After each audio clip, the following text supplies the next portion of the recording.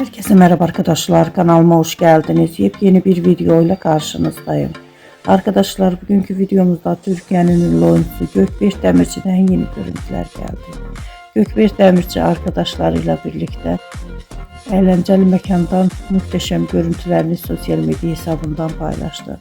Ben de bu görüntüleri sizler için YouTube kanalımda video halinde sunuyorum arkadaşlar. Umarım beğenirsiniz.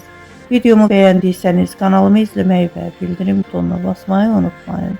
Şimdilik benden bu kadar olsun. Yeni videomuzda görüşmek üzere. Hoşça kalın, sağlıklı kalın. Umarım videomu sonuna kadar izleyeceksiniz ve beğeneceksiniz. İyi seyirler.